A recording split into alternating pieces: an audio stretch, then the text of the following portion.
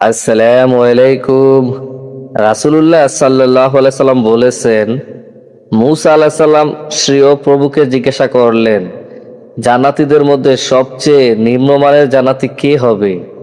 আল্লাহ তাআলা উত্তর দিলেন, সে হবে এমন একটি লোক যে সমস্ত জান্নাতীগণ জান্নাতে প্রবেশ করার পর সর্বশেষে আসবে।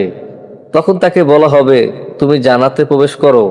সে বলবে, হে প্রভু, আমি কিভাবে কোথায় প্রবেশ করব? অথচ সমস্ত লোক নিজ নিজ জায়গা দখল করেছে এবং নিজ নিজ অংশ নিয়ে ফেলেছে। তখন তাকে বলা হবে, তুমি কি এতে সন্তুষ্ট যে পৃথিবীর রাজাদের মধ্যে কোনো রাজার মতো তোমার রাজত্ব হবে? সে বলবে, প্রভু, আমি এতেই সন্তুষ্ট। তারপর আল্লাহ বলবেন, তোমার জন্য তাই দেওয়া হলো। আর ওর সমতুল্য, ওর সমতুল্য, ওর সমতুল্য, ওর সমতুল্য, অর্থাৎ এর 4 গুণ রাজত্ব দেওয়া হলো। সে প্রথমবারে বলবে, হে আমার প্রভু, আমি ওতেই সন্তুষ্ট। তখন আল্লাহ বলবে, তোমার জন্য এটা এবং এর 10 গুণ রাজত্ব তোমাকে দেওয়া হলো। এছাড়াও তোমার জন্য রইল সে সব বস্তু যা তোমার অন্তর কামনা করবে এবং তোমার চক্ষু তৃপ্তি উপভোগ করবে। তখন সে বলবে, আমি ওতেই সন্তুষ্ট হে প্রভু।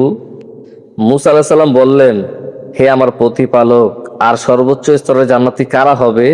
আল্লাহ তাআলা বললেন, তারা হবে সেই সব বান্দা যাদেরকে আমি চাই।